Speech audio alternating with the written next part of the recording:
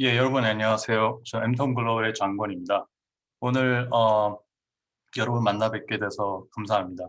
그리고 오늘 이런 귀한 자리를 마련해 주신 시각처 관계자분들과 그다음에 오르게나이저로 또 지금 대한화장품협회 관계자분들께 감사 말씀드리겠습니다. 앞으로 약 2시간 동안 미국 화장품 및 일반 의약품 제도의 수입 절차 그리고 수입 거부, 수입 관련된 부분에 대해서 말씀드리겠습니다. 자, 그럼 시작하겠습니다.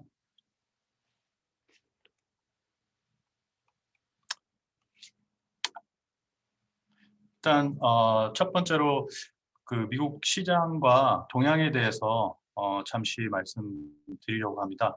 그리고 그 후에 이제 화장품 제도, 그다음에 일반 의약품 제도, 그리고 수입 절차, 그리고 수입 경보, 그리고 수입 거부, 그리고 해외 제조소 감사 실사 관련돼서 말씀드리고요. 그다음에 마지막으로는 자주 묻는 질의 FAQ 화장품 관련해서 말씀드리겠습니다. 일단 미국 시장 동향에 대해서 먼저 말씀드리겠습니다. 이미 뭐 이런 정보는 다 알고 계실 것 같아서 미국 인구가 지금 현재 3억 3천만 명입니다. 그리고 전 세계 탑 3에 들어가고 있고요.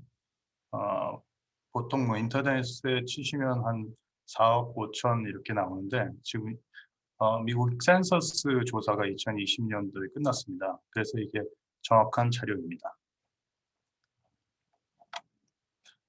지금 미국은 미국에 있는 그 제너레이션은 5개로 이제 나눠봤는데요.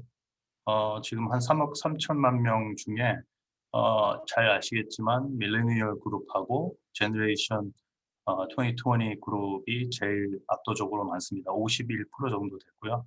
그다음에 이제 제너레이션 X가 한 20%, 그다음에 이제 베이비 부머가 21%, 그다음에 이제 트래디셔널리스트가 약 한 8% 정도 차지하고 있습니다. 요즘 그 DIY 그리고 셀프 케어 뷰티 제품이 급성장하고 있는 추세입니다. 그 중에서도 헤어 케어 제품하고 그다음에 스킨케어 제품이 두 가지 품목이 굉장히 급성장하고 있고요.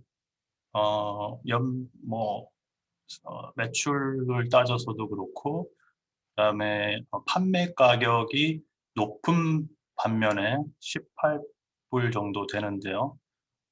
계속 그 성장하고 있는 것을 보실 수가 있습니다. 그 외에도 뭐 바디워시라든지 네일 케어하는 제품 그리고 남자들 그루밍 제품들이 계속 늘어나고 있는 추세입니다. 그리고 헤어 컬러링 제품도 그 제모 여자분들이 사용하시는 헤어 리무버 제품들도 지금 계속 성장하고 있는 추세입니다. 그리고 지금 코로나 사태 이후 더욱더 그 오프라인 시장이 타격을 받아서 모든 것이 이제 온라인으로 바뀌고 있는 추세인데요. 지금 어, 이제 그 에이지 그룹으로 이제 그 쇼핑하는 그 헤빗을 이제 조사한 결과입니다.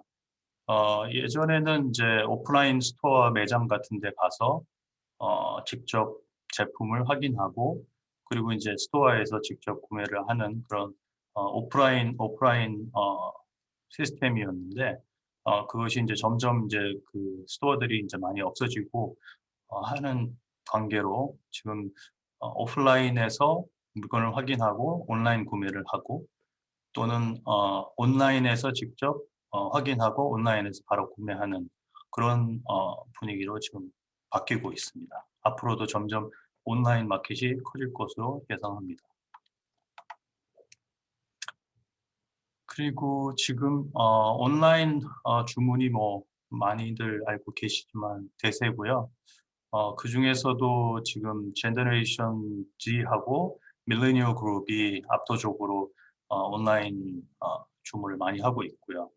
그리고 몇 년 전부터 계속 성장하고 있는 서브스크립션 베이스 저기 비즈니스가 지금 활발하게 움직이고 있습니다. 그래서 자동 서브스크립션 매월 그 구독을 하셔서 구매를 자동 구매할 수 있는 그런 시스템이 점점 늘어나고 있습니다.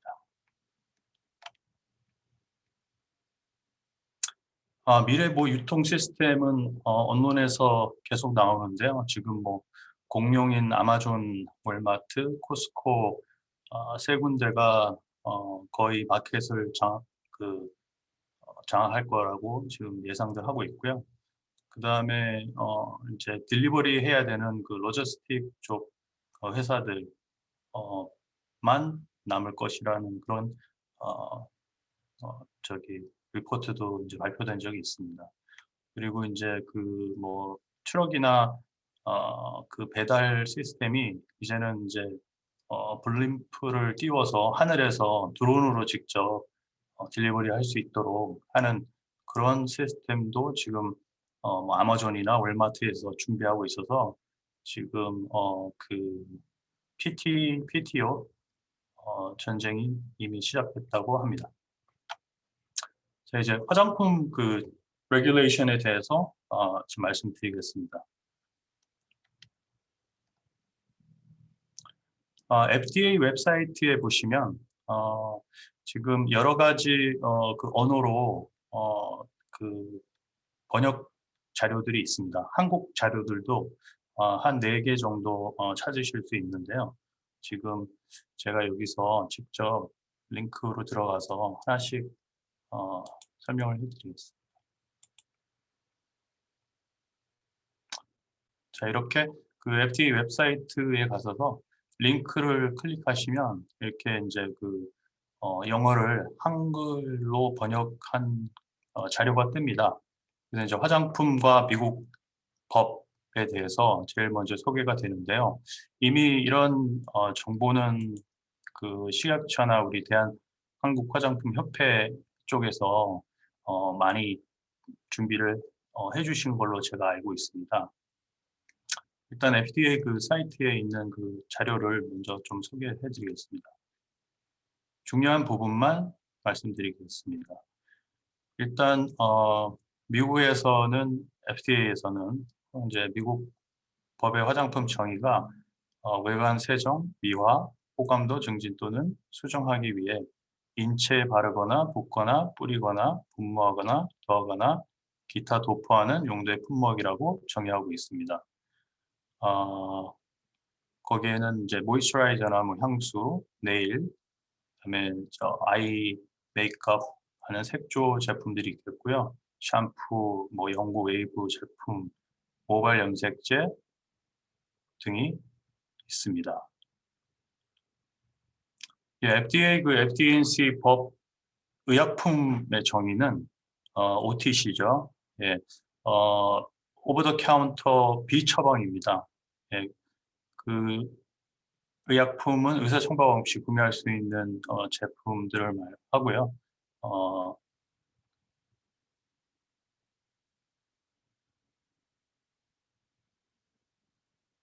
드러그 성분이 함유되어 있는 화장품도 OTC 그 의약품법의 규제를 받고 있습니다. 그리고 이 부분에 대해서 질문을 많이 해주셨는데요. 이제 화장품이자 동시에 의약품이 될 수 있는 경우, OTC 의약품은 이제 종종 화장품과 같이 시판되고 있는데요. 일단 두 가지 역할을 하게 됩니다. 예를 들어서 이제 뭐 샴푸 같은 경우에는 이제 화장품이지만 뭐 비듬 방지 치료제나 뭐 비듬을 치료한다거나 예방을 하는 제품일 경우에는 샴푸일지라도 화장품이 아니고 의약품으로 간주됩니다. 그리고 뭐 치약 같은 경우에도 불소가 함유되어 있다든지, 그리고 많이들 알고 계신 선스크린 제품, SPF 성분이 들어있고 자외선 이제 차단 효능을 가지고 있는 성분이 들어있으면, 예, 그것도 이제 OTC 제품으로 간주됩니다. 그다음 질문 또 많이 해주셨는데요. 예, FDA는 그 화장품 제품 또는 성분을 사전 승인하지 않습니다. 예, 그리고 색상 첨가제, 컬러 애디티브스는 어, 승인이 필요한 성분도 있고요. 이미 이제 어, 승인이 돼서 뭐 사용하시는데 전혀 문제가 없는 첨가제들도 있습니다. 그 다음에 많이 질문해 주신 부분이 그 VCRP 화장품 등록인데요. 어, 여기 나와 있는 것처럼 자발적 화장품 등록 프로그램입니다. 어, 해야 되냐 말아야 되냐 그런 이슈가 많은데, FDA에서는 자발적 화장품 등록이지만 권장을 하고 있습니다. 예, 그래서 몇 년 전만 하더라도 VCIP 등록을 많이들 하셨습니다. 제조사하고 브랜드 오너들이 많이 하셨는데, 하셔서 문제가 된 업체들도 굉장히 많이 있었습니다. 그 이유는 FDA에서 VCIP 그 자발적 등록 프로그램을 통해서 모니터링을 하게 됩니다. 그래서 모니터링을 하고 나서 혹시라도 소비자들이나 유통 과정에서 문제가 생겼을 경우에 제조사나 수입자나 브랜드 오너한테 연락을 하여 그 제품을 실사를 통한다든지 아니면 리콜을 통한다든지 해서 미국 시장에서 저기 위드로 하게끔 조치가 내려져서 그런 불이익을 당하신 업체들도 꽤 많이 있었습니다. 그래서 VCRP는 자발적 등록 프로그램이기 때문에 기능성 화장품이 아닌 경우에는 조금 이따 이제 저희가 다시 말씀드리겠지만 권장 사항이지만 특별한 뭐 색상 첨가제나 그다음에 기능성 성분이 들어있지 않는 경우에는 VCRP 등록을 굳이 하실 필요는 없습니다.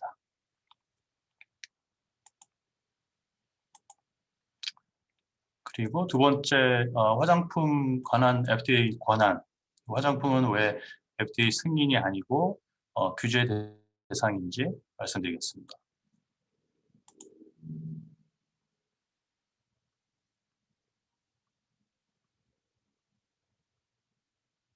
네, 현재 미국에서 시판되고 있는 화장품 관련하여 두 가지 법률이 적용되는데요. 아까 말씀드린 Federal Food, Drug and Cosmetic Act, 연방식품의약품 및 화장품법하고, 그다음에 Fair Packaging and Labeling Act라고 FPLA, 공정 포장 및 제품 표시법, 이 두 가지를 근거로 화장품이 규제되고 있습니다.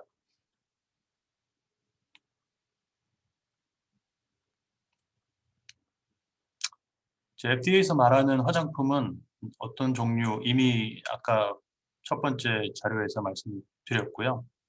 어,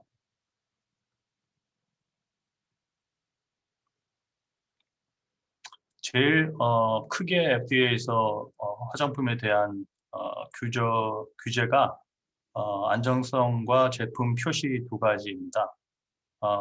그 FDAC 법에서 불량이나 부정 표시 된 화장품 시판을 금하고 있고요. 어덜터레이션이라고 이제 불량, 성분이나 오염물질, 공정, 포장, 배송, 취급 과정에서 유래하는 제품 조성과 관련된 위반을 의미합니다. 예를 들어서 라벨에 표시된 사용 조건이나 통상적인 그 일반적인 사용 조건에 그 소비자들한테 손상을 끼칠 수 있는 유독이나 유해한 성분이 함유되어 있다든지 하던가 아니면은 제품이 뭐 그 공정 과정에서 더럽거나 부패되었다든지 성분을 함유하고 있는 경우라든지 뭐 오염이 됐다든지 비위생적이라든지 뭐 포장 또는 취급이 잘못된 그런 상황을 얘기합니다. 그리고 이제 부정 표시 미스브랜딩은 라벨에 이제 적용되는데요. 라벨 표시가 부적절하거나 포장에 관련돼서 위반을 의미합니다. FDAC 법에서는 라벨 표시가 뭐 거짓이나 오해의 소지가 있는 경우, 소비자들이 뭐 혼돈이 올 수도 있고 할 경우에 적용이 되고요. 라벨에 모든 그 필요한 필수 정보가 포함되지 않았을 경우에 뭐 원래 가공했던 곳이 아니라든지 포장된 장소가 다른 시설이라든지 뭐 라벨 부착을 재포장했다든지 뭐 그런 게 이제 예의가 될 수 있습니다.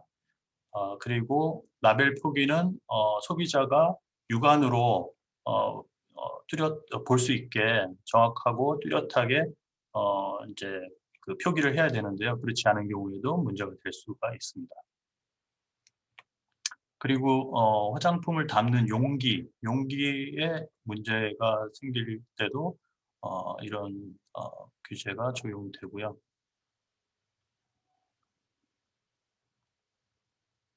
그리고 아까도 말씀드렸지만 화장품은 시판 전에 FDA에서 승인을 하지 않습니다.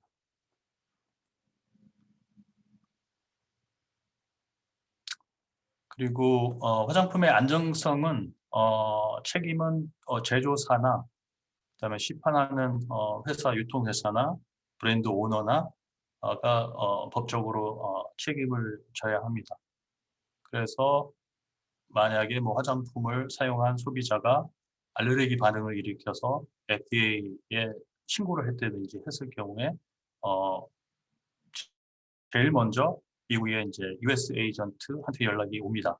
A라는 회사가 임명한 US 에이전트한테 연락이 오고 이제 US 에이전트가 이제 제조사나 브랜드 오너나 그 유통회사한테 FDA에서 온 그 문제 이슈 노티스를 어 커뮤니케이션 대신 하면서 규제를 풀어야 됩니다.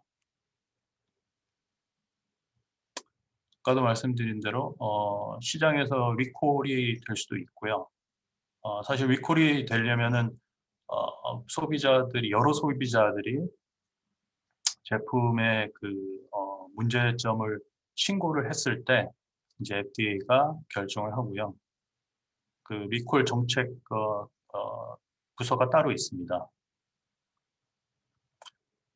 그리고 불량 또 부정 표시 아까 말씀드린 대로 어 뭐 회사가 유통을 할 수도 있고 개인이 할 수도 있고 하는데 FDA에서는 이제 어떤 조치를 하느냐 뭐 법무부를 통해서 같이 뭐 금지 수입 뭐 금지 발령을 낸다든지 압수를 한다든지 뭐 여러 가지 그 모니터링을 통해서 어 규제를 하고 있습니다.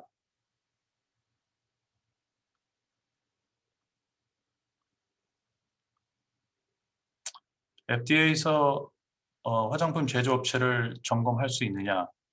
네, 할 수 있습니다. 크게 두 가지 이유로 점검을 하는데요.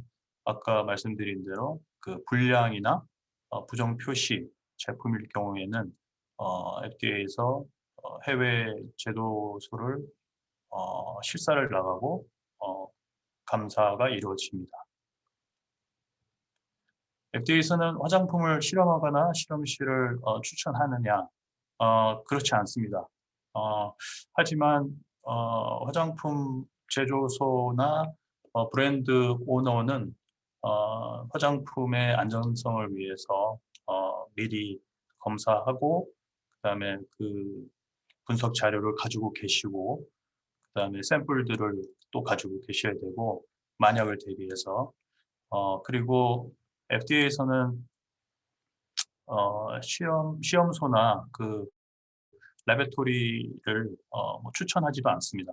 하지만 그 라보라토리들이 FDA에서 인스펙션을 받은 보통 시험소들이 많기 때문에 FDA 뭐 인증 시험소를 통해서 테스팅을 하시면 됩니다. 화장품 회사가 영업을 하려면 FDA 등록하거나 FDA 면허를 받아야 하느냐? 화장품은 필요가 없습니다. 신고제가 아니고 등록 제조소는 등록이 어차피 한국에서 다 되어 있을 테니까 문제는 없고요. 그리고 수입을 할 경우에도 화장품에 대해서는 특별히 등록번호가 필요하지 않습니다. 그리고 아까도 말씀드린 대로 FDA 그 자발적 화장품 등록 프로그램 VCRP에 참여할 것을 권장하는 이유가 화장품 제조업체, 유통업체, 포장업체 등을 모니터링하기 위해서 데이터베이스를 계속 수집하는 것입니다. 다음 번으로 넘어가겠습니다. 그 다음에는 미국에 이제 50주가 있는데요. 주간 상거래랑 부정 생산 및 부정 표시 관련해서 FDA 자료를 한번 보겠습니다. 앞에서 말씀드린 대로 화장품 법의 두 가지, 가장 큰 두 가지 부정 생산과 부정 표시된 화장품을 주간 상거래 통해 유통하는 행위를 금하고 있습니다. 어차피 부정 생산이나 부정 표시된 화장품은 수입 통관 시 모니터링을 통해 발각이 될 수도 있기 때문에 수입 통관이 안 되면 어차피 주간 상거래는 하실 수가 없고 만약에 수입 통관이 됐다고 하더라도 예를 들어서 뭐 뉴욕주에서 다른 주로 그 인터스테이트 상거래를 할 경우에 발각이 되면 그것도 문제가 될 수 있습니다.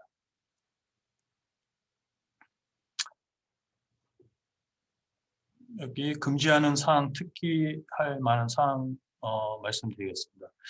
부정 생산됐거나 부정 표시가 된 화장품, 뭐 주간 상거래를 도입하거나 이를 납품하는 행위는 위반입니다. 주간 상거래를 통해 거래되는 화장품 부정 생산하거나 부정 표시한 행위도 위반입니다.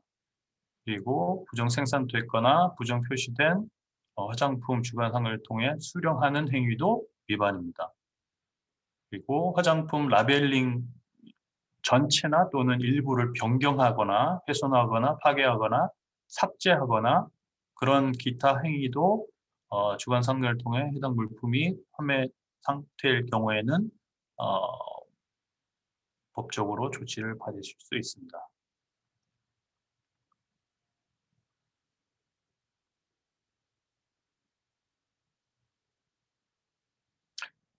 부정 생산 제품으로 간주되는 상황은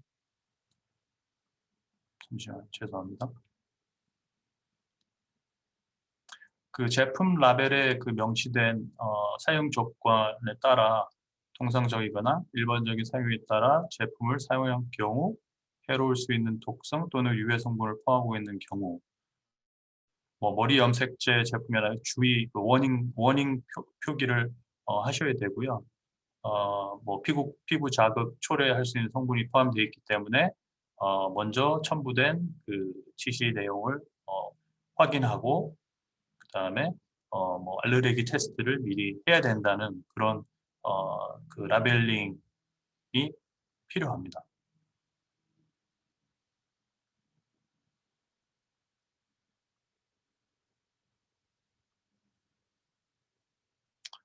그리고 부정 표시 제품으로 간주되는 경우는 아까도 말씀드렸지만 라벨이 뭐 허위, 뭐 거짓, 호도성 정보를 담고 있는 경우라든지, 그다음에 라벨에 제조업자, 뭐 포장업자, 유통업자, 회사명과 사업지, 그다음에 뭐 중량, 표준량, 뭐 내용물에 대한 그 수량이 언급이 없다든지, 그다음에 소양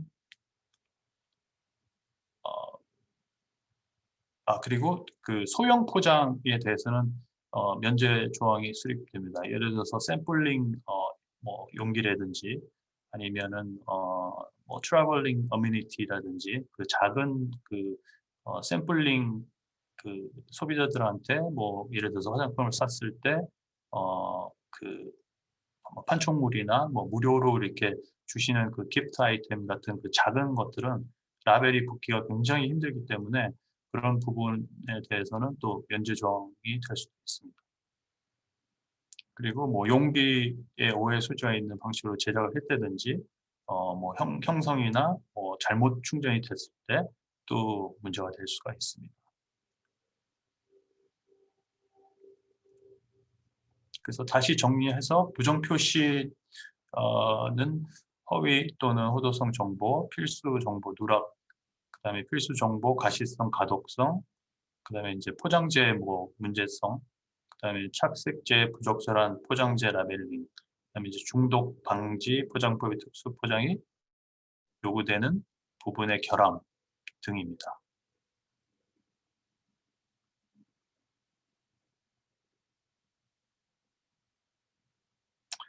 그리고 뭐 전문가용으로 보통 그 뭐 헤어 사롱이나 뭐 피부 그 전문 샵에서 많이들 이제 사용하시는데 뭐 for professional use only라고 전문가용이라고 단어를 부착을 한다고 해서 소비자 제품으로 간주된 제품이 전문가용 제품이 되는 것은 아닙니다. 그래서 소비자들이 뭐 오인할 수도 있는데요. 그런 부분 이 그 라벨링에 들어가는 표기 내용이나 뭐 소고 이런 것들이 굉장히 중요합니다. 그래서 여기도 지금 나와 있지만 라벨링 규정이 매우 복잡하기 때문에 상세하게 이제 라벨링 매뉴얼이나 규정에 따라서 확인을 하셔야 됩니다.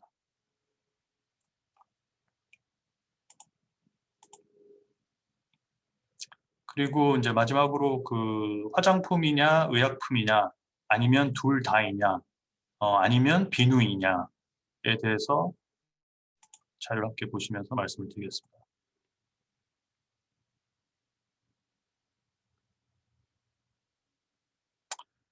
일단 화장품인지 아니면 의약품인지는 제품의 용도에 따라 결정이 됩니다. 그리고 제품 유형에 따라 다른 법규가 적용이 될 수도 있고요.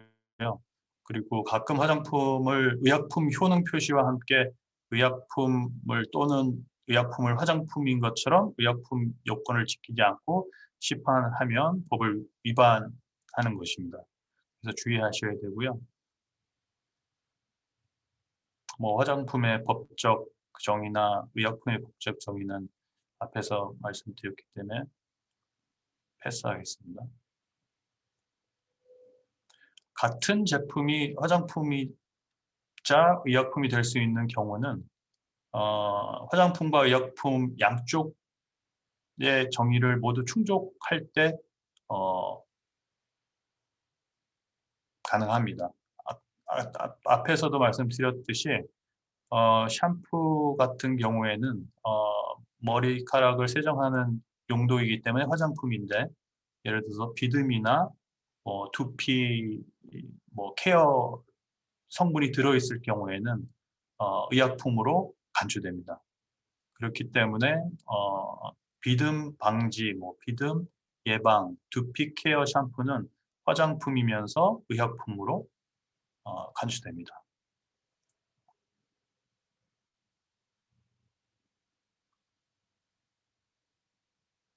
제품의 용도는 어떻게 성립이 되는가?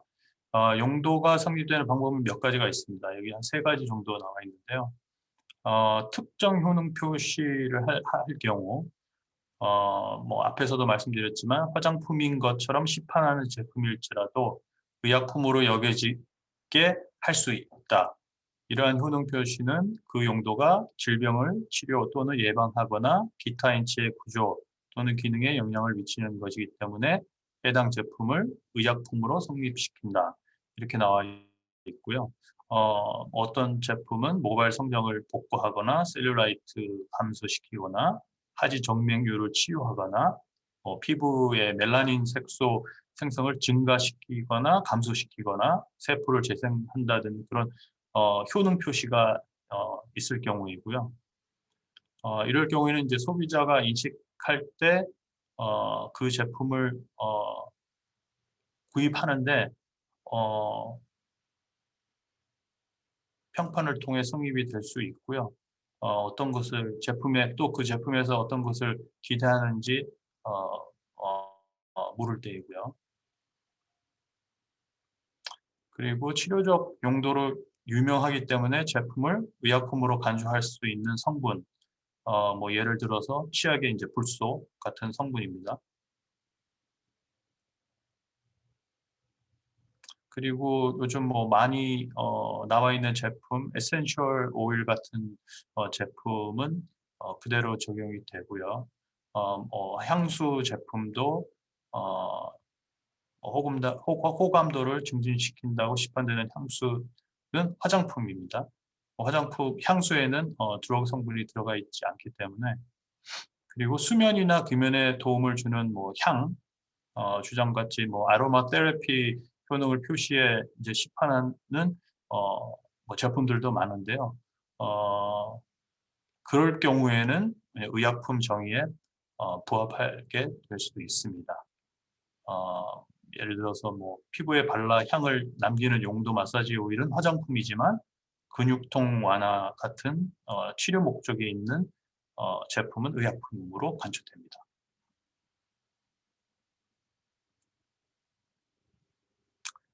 아, OTC 제품 같은 경우에는 의약품일 경우에는 FDA에서 만들어 놓은 모노그래프를 통해서 어, 이 의약품에 함유되어 있는 성분이 안전하고 효과가 있는 것으로 간주가 돼서 모노그래프를 만들어 놓고 규정을 만들어 놓고 있습니다. 특히 이제 OTC 의약품일 경우 어, 모노그래프 규정이 파이널라이즈 확정될 때까지 허가 없이 시장에 유통될 수가 있고요. 그리고 나중에 그 OTC 성분, 의약품에 사용할 수 있는 성분으로 어, 이미 FDA에서 오케이를 한 그런 성분 리스트가 있습니다. 나중에 보여드리겠습니다. 그리고 질문에도 많이 있었는데요. 여드름 약이라든지 그리고 이제 뭐 비듬 지루성 피부염, 건선 치료제, 그다음에 이제 자외선 차단제 선스크린 이 세 가지는 어, 제일 그 모노그래프 적용을 많이 받는 약 비처방 OTC 제품들입니다. 그리고 이제 OTC 제품일 경우에는 어, 우수 제조 관리 기준 GMP, FDA에서는 정확하게 CGMP라고 해서 C자는 커런트를 의미합니다. 그래서 한국에서도 식약처에서 그 GMP 기준 가이드라인이 나와 있는데요. FDA 미국 FDA 쪽 규정이 조금 더 엄격하고요. 그다음에 OTC 제품을 생산하는 제조소는 무조건 CGMP 기준에 맞춘 제조소여야 합니다. 그래서 그 OTC 제조소가 실사나 감사를 받을 경우에 그 CGMP 기준을 충족시키지 못할 경우에는 나중에 인스펙션 관련해서 말씀드리겠지만 이제 FDA에서 그 업데이트 할 수 있도록 CGMP 가이드라인에 맞춰서 업데이트 할 수 있도록 도움을 줍니다. 물론 시간적 여유를 주고 업데이트를 시키게끔 합니다. 이제 그 과정에서 이미 미국으로 수출하고 수입된 제품은 그 CGMP 요건이 업데이트 될 때까지 수출은 하지 못하십니다.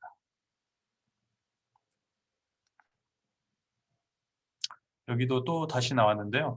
VCRP 자발적 화장품 등록 프로그램을 통해서 이루어지고 여기에는 이제 만약에 필요하다면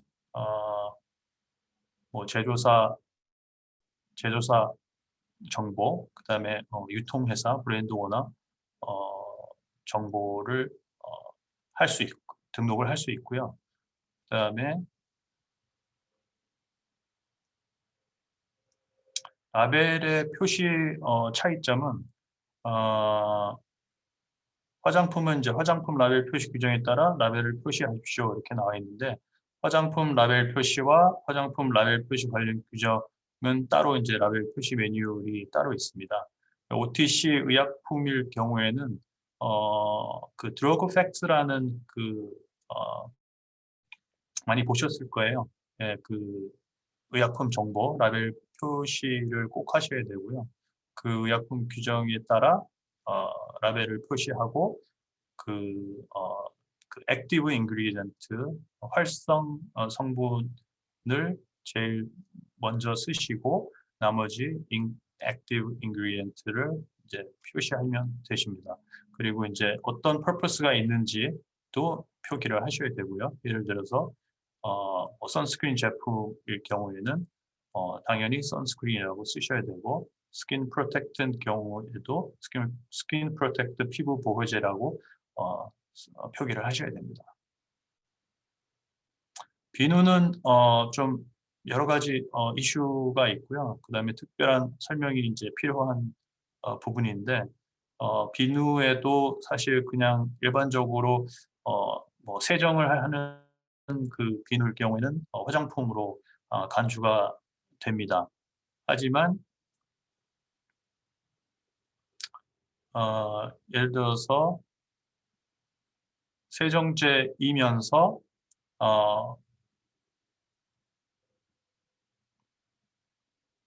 그 피부 건조, 드라이너스를 뭐 예방한다든지 아니면 모이스처라이저가 그 OTC 모노그래프에 들어있는 성분이 함유되어 있을 경우에는 화장품이 아닌 의약품으로 간주될 수 있습니다. 여기 밑에 나와 있는데요. 뭐 세정뿐만 아니라 질병을 치료 또는 예방, 신체 구조나 일체 기능에 영향을 미치는 용도일 경우 이렇게 나와 있습니다.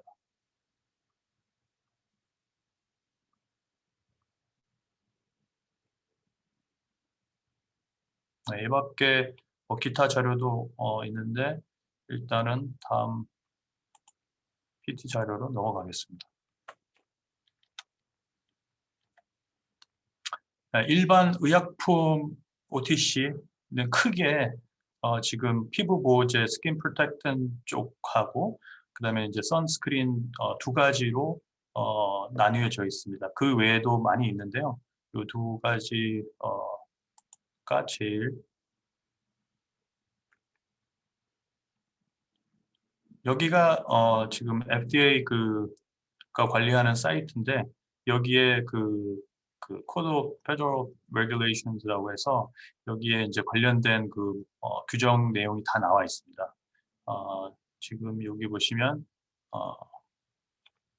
Skin Protectant Drug Product for Over-the-Counter Human Use라고 나와 있습니다. 여기 보시면 제가 보여드리고 싶은 것은 이 액티브 인그리디언트인데요. 여기 이제 347.10 그 규정 번호에 따라서 그 피부 보호제에 사용할 수 있는 액티브 인그리디언트 리스트가 나와 있습니다. 여기 들어가시면 각 그 성분에 따라서 기준치가 나와 있습니다.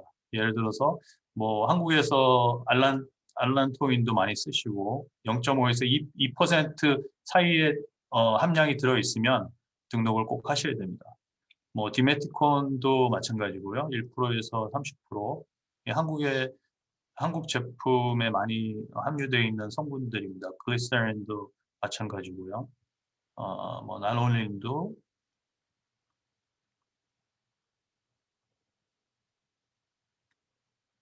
그래서 여기 각 성분마다 이제 그 함량 기준치가 있습니다. 그걸 확인하시면 되고요.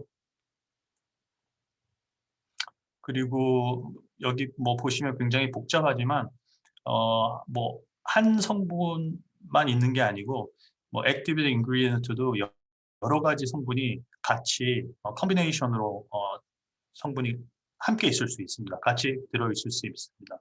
그러면 여기에 이제 컨비네이션을 사용할 수 있는 그 성분에 대해서 뭐 두 가지나 두 가지 이상 성분이 들어있을 경우에 뭐 AD 위로 올라가면 예를 들어서 알란토인하고 코코아 버터 이 두 가지가 뭐 들어있을 경우에는 컨비네이션 제품으로 간주하고 사용해도 된다. 이제 그런 정보가 여기 있습니다. 그래서 이렇게 자세히 보시면 충분히 이해하실 수 있고요. 궁금한 점 있으시면 또 어, 전문 컨설팅 에이전트에게 의뢰하시면 됩니다. 그리고 선스크린을 한번 보겠습니다. 마찬가지로 선스크린도 여기 나와 있고요. 지금 선스크린 제품 같은 경우에는 그 오바마 대통령이 선스크린 그 이노베이션 액트를 법을 만들었는데요. 지금 그 법이 지금 요번에 그 코로나로 인해서 트럼프 행정부가 새로운 그 CARES Act라는 것을 만들었습니다. 그래서 지금 그 선스크린 이노베이션 액트가 지금 없어진다는 얘기가 있고요. 아직까지 확실한 정보는 업데이트되지 않아서 나중에 되면 여러분께 공유하도록 하겠습니다. 여기도 마찬가지로 그 선스크린에 사용할 수 있는 그 액티브 인그리디언트가 352.10 규정 번호에 나와 있습니다. 들어가시면 이렇게 여러 가지 그 성분들이 있는데요. 주로 뭐 옥토크릴린이라든지 뭐 옥시벤존이라든지 그다음에 뭐 타이타늄 다이옥사이드라든지 징크 억사이드라든지 이런 성분을 많이 함유하고 있습니다. 선스크린 제품이. 그래서 요 기준치에 맞게끔 라벨 표기가 되셔야 하고요. 그리고 그 외에 요 한 8, 9가지 이 성분은 특별히 또 선스크린 제품에 많이 함유되어 있는 그 성분들을 따로 이렇게 표기를 해놨습니다. 그래서 이걸 보시고 함량 체크를 하시면 될 것 같습니다. 그 앞에서 스킨 프로텍턴트 그 피부 보호제에서도 나왔듯이 선스크린 제품이 뭐 한 성분만 있는 게 아니라 뭐 2가지, 3가지, 어때 4가지 성분이 같이 컨비네이션으로 함유되어 있는 경우가 많기 때문에 여기에 나와 있는 그 컨비네이션 가이드라인을 확인하셔서 잘 체크하시면 좋을 것 같습니다.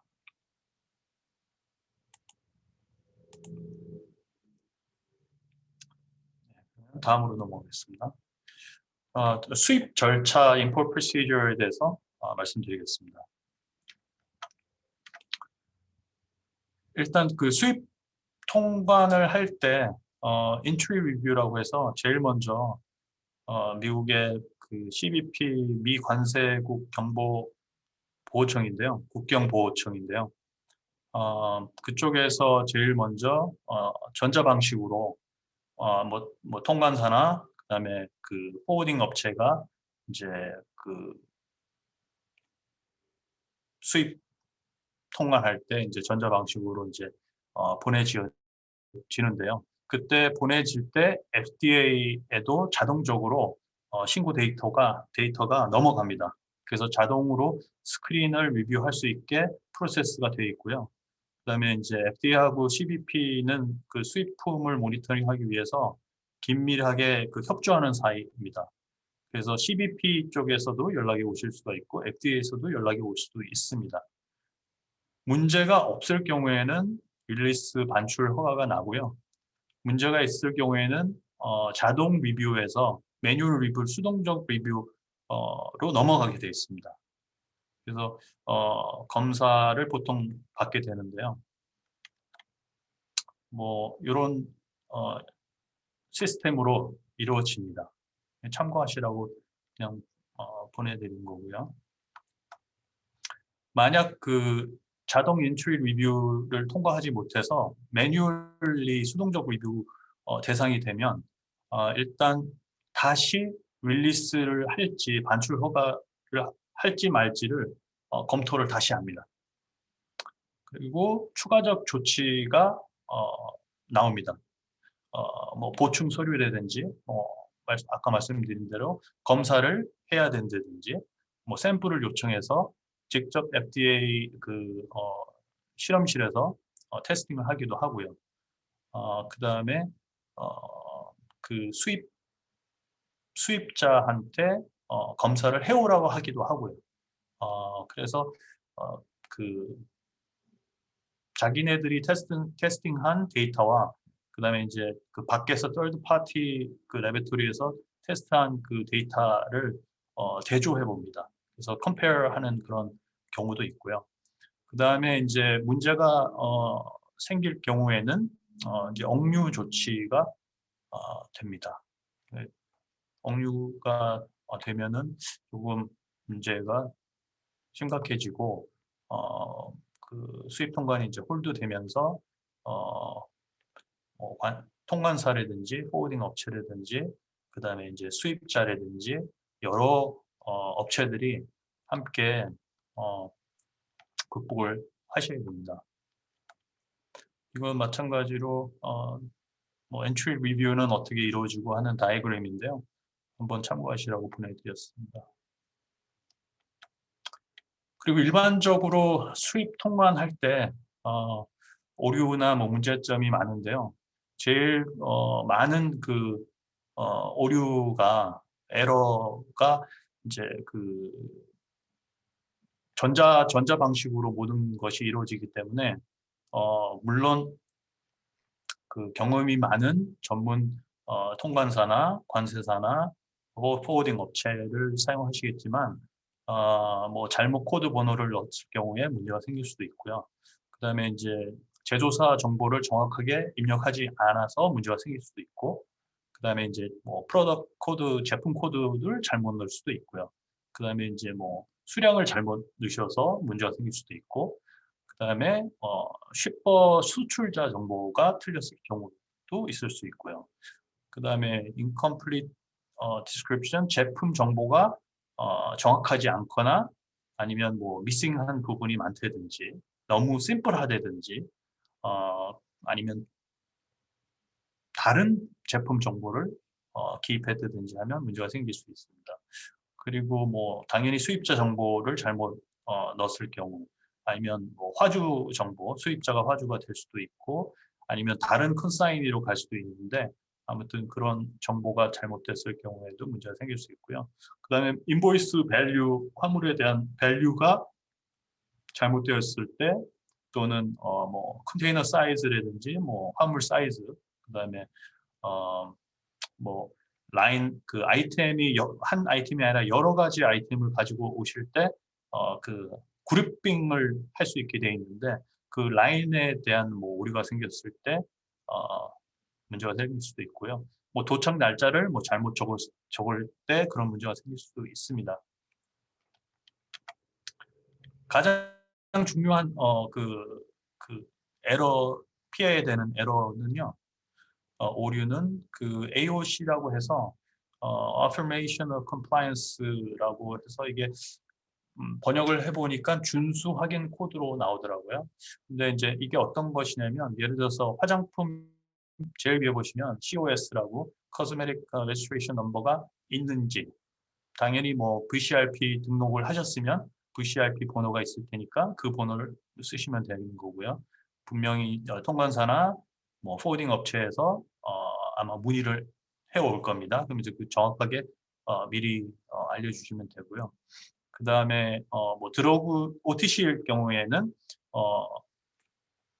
OTC 그 등록이 제대로 되어 있는지, 드러그 리스팅 넘버가 있는지, 그 다음에 뭐 예를 들어서 뭐 의료기기면은 의료기기 번호가 있는지, 그 다음에 업체 등록 번호라든지 제품 등록 번호라든지 이런 레지스트레이션 넘버가 제대로 되어 있는지 확인 작업을 하기 때문에 네, 그런 게 필요합니다. 그래서 원활한 그 수입 통관을 위해서는 전문 통관사와 이제 포워딩 업체를 사용하시면 좋을 것 같습니다. 그 다음에는 이제 import alert에서 수입 경보 많은 분들이 여기에 대해서 궁금해 하시는데요. 수입 경보는 일단 수입을 하시는 과정에서 그 FDA가 아까 말씀드린 대로 CBP 첫 단계 CBP의 전자방식으로 모든 정보를 이제 제출하고 그래서 첫 단계가 자동적으로 엔트리 비뷰가 돼서 반출 허가가 나지 않을 경우에 두 번째 매뉴얼리 리뷰한다고 말씀드렸습니다. 그래서 매뉴얼리 리뷰했을 경우에 또 문제가 생겼을 경우에는 억류 조치가 내려진다고 했습니다. 그럴 경우에는 여기 이제 그 DWPE라고 해서 Detained Without Physical Examination이라고 DWP 조치가 내려집니다. 그러면 억류가 되는 겁니다. 그래서 FDA는 이제 식품의약품 화장품법을 위반하거나 잠재적으로 위반이 판단되는 수입품에 대해 물리적 무검사 억류 조치를 내립니다. 어떤 경우에 그런 조치가 내려지는가 하면 여기에 리스트된 문제점 말고도 굉장히 많은데요. 이 제일 크게는 이제 뭐 바이러스나 세균 검출이 됐다든지 뭐 아니면 불법 색소나 식품 첨가물을 사용해서 검출이 됐다든지 또는 뭐 살충제 그다음에 뭐 증빙 자료가 불충분해서 걸릴 수도 있고요. 그다음에 뭐 비승인 의약품이나 성분을 사용했을 때도 문제가 될 수 있고요. 그다음에 해외 제조소 한국에 있는 그 생산업체가 실사를 위반한 기록이 있어서 문제가 될 수도 있고 그다음에 몇 년 전에 많은 한국 그 생산업체들이 불이익을 보셨는데 그 제조소 실사를 나간다든지 아니면 나갔을 때 뭐 비협조적이라든지 아니면 거부를 했을 때 왜냐하면 어떻게 인스펙션을 해야 되는지 모르는 분들이 굉장히 많았기 때문에 뭐 비협조적이라든지 아니면 거부를 했을 경우에는 문제가 생길 수가 있습니다. 수입 경보는 FDA의 웹사이트에 다 정보가 올라가 있는데요. 뭐 제일 크게 캐러거리별로 이제 검색이 가능하시고요. 그 다음에 컬러 에디티브스 색조 첨가물이라든지 그 다음에 화장품 그 다음에 이제 OTC 드러그 그 세 가지만 뭐 확인하시면 되겠습니다. 나머지는 뭐 식품도 있고 그 다음에 뭐 동물을 위한 그 드러그도 있고 하기 때문에요. 그거를 참고하시면 되겠습니다. 그리고 여기에 지금 보여드리는 그 자료들에 대한 링크는 다 저희 그 프레젠테이션 PDF 파일이 있기 때문에 나중에 클릭하시면 다 들어가 보실 수 있습니다. 저희가 최근에 한국 인포 얼러트를 한번 뽑아봤습니다. 뭐 지금 9월 달에도 10월 달에도 문제가 됐는데요. 거의 다 식품이 많이 차지하고 있었습니다. 화장품보다는. 그래서 좀 안심하셔도 될 것 같습니다. 인포 얼러트는 뭐 종류가 너무 많은데요.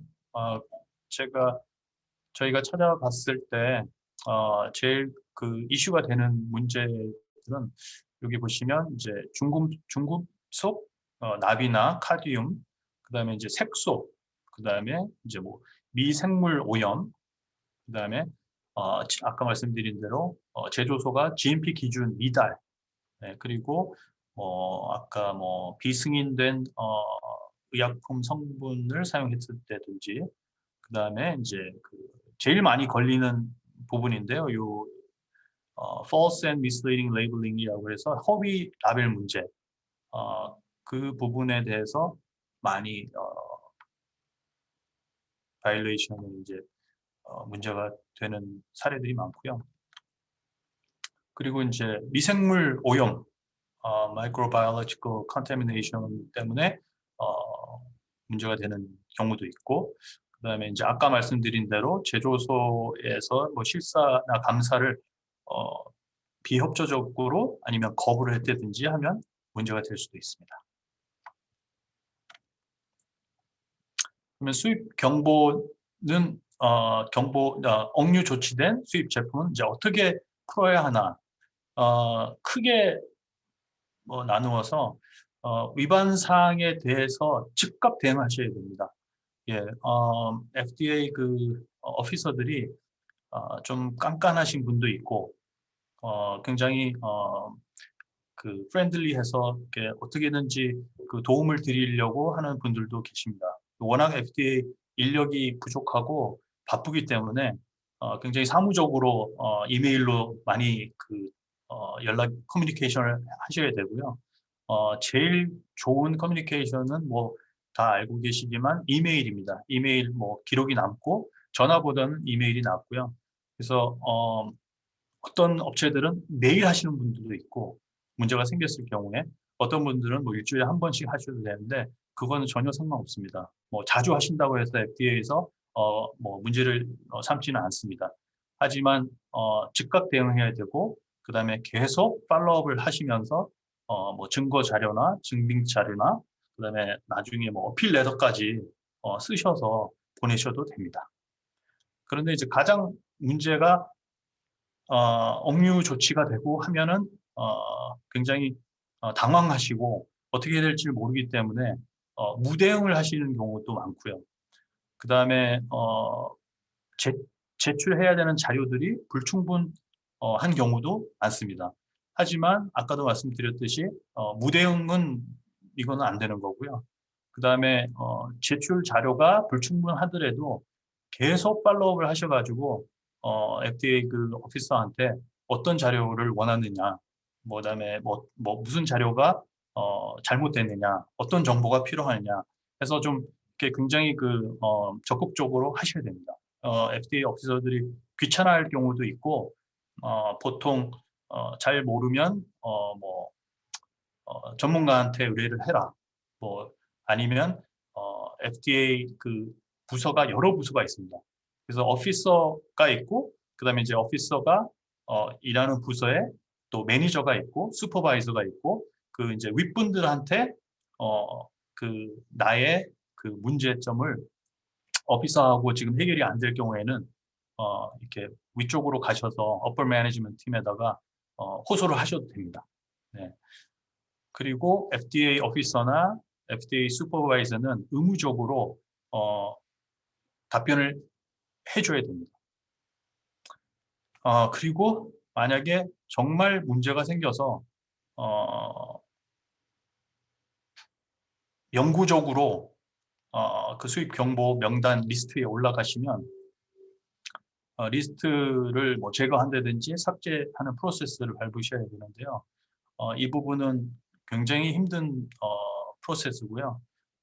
청원서나 신청서, 증빙 자료 등 뭐 제출하는데 시간적 문제, 그다음에 뭐 금전적 문제는 뭐 굉장히 막대한 손실이 큽니다. 그래서 30일 안에 원래 FDA 쪽 그 부서에서 청원 그 리뷰하는 부서에서 원래는 이제 피드백을 줘야 하는데 1년이 걸릴 때도 있습니다. 보통 6개월에서 8개월, 10개월, 1년까지도 걸립니다.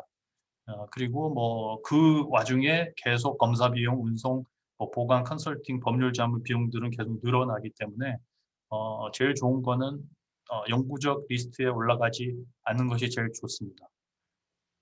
그리고 수입 경보 그 위반한 제조소, 보통 제조소가 제일 많고요. 그리고 제조사에서 예를 들어서 뭐 contract manufacturer를 통해서 나는 브랜드 오너인데 나는 제조소를 가지고 있지 않는데 예를 들어서 뭐 선스크린 제품을 만들으셨습니다. 근데 그 선스크린 제품이 뭐 억류됐습니다. 그래서 어, 리스트에 올라가셨습니다. 했을 때 제조소도 올라가지만 그 예를 들어서 제조를 하지 않는 업체면은 브랜드 오너가 올라가실 수도 있습니다. 예, 그럴 경우에는 어, 조금 그 푸는 프로세스가 틀립니다. 근데 모든 그 데이터는 웹사이트에 FDA가 공개해 놓게 되어 있습니다. 그래서 다 보실 수가 있습니다. 그다음에 import refusal 해서 수입 거부에 대해서 말씀드리겠습니다. 뭐 import alert하고 약간 연관성이 있는데요. 그 수입 거부는 FDA에서 이제 억류된 수입 제품에 대한 최종적 결론이 나면 이제 통보가 옵니다. 그러면 그 최종 결론에 대한 항소나 또는 아까 말씀드린 어필 레터를 제출하셔서 그 어필을 하셔야 되는데요. 그렇게 해서도 안 될 경우에는 수입 거부 조치가 내려지고 그다음에 이제 그 조치된 선적은 FDA가 최종 통보 날짜로부터 90일 안에 두 가지 초이스 옵션이 있습니다. 폐기 처분을 하든지 그다음에 뭐 반송 리턴 선적을 처리하든지인데요.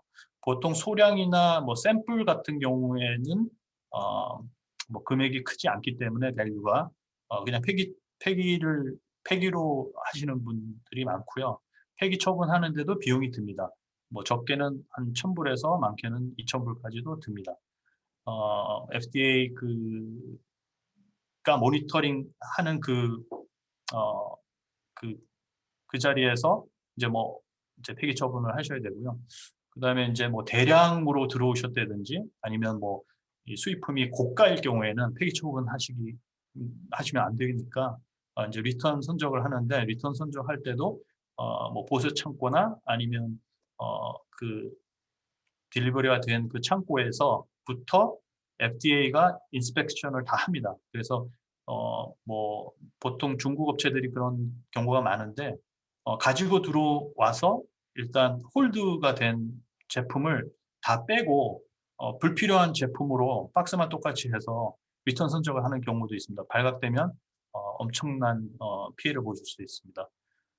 그리고 예를 들어서 이런 조치가 내려져서 90일 안에 처리를 하라고 했는데 만약에 못하실 경우에는 고액의 과태료와 그다음에 손해금을 FD 쪽에서 청구합니다. 어, 금액은 뭐 500불에서부터 몇천 불까지도 저희가 받습니다. 그 FDA 사이트에서 보실 수 있는 자료들인데요. 저희가 화장품 한국에서 들여온 화장품은 지난 18년, 2002년부터 2020년까지 18년 동안 기록을 보니까 refuse 거부된 게 1,472건밖에 안 됐습니다. 그리고 검사를 당한 검사가 필요했었던 거는 한 10,000건 정도 됐고요. 샘플을 요청한 건 282건밖에 없었습니다. 그러니까 지난 거의 20년 동안 사실 큰 문제가 되지는 않았기 때문에 import refusal 수입 거부에 대해서 너무 염려하지 않으셔도 될 것 같습니다. 수입 거부된 제품 그 프로덕트 타입 품목들을 한번 저희가 봤는데요. 뭐 압도적으로 1등이 그 스킨케어 제품이었고요. 뭐 페이스, 바디, 핸드 클렌저, 모이스처라이저, 그다음에 로션, 크림 등이었습니다. 그다음에 두 번째로 선스크린 프로덕트이 그다음으로 많았고요. 그다음에 세 번째로 이제 아이 메이크업 색조죠. 요즘 코로나 바이러스 때문에 다들 그 여성분들이 마스크를 쓰고 계셔서 지금 뭐 아이 메이크업 쪽 그 매출은 계속 일어나고 있다고 합니다. 그래서 뭐 아이브로우 펜슬이라든지 아이라이너, 아이섀도우, 그다음에 뭐 아이 로션, 뭐 마스카라 등이었고요. 그다음에 네 번째로 페이스 립 메이크업이었습니다. 예, 그래서 얼굴에 뭐 베이스라든지 뭐 파운데이션이라든지 그다음에 뭐 블러셔, 그다음에 이제 입술에 바르는 립스틱, 그다음에 립 틴트 그런 거였고요.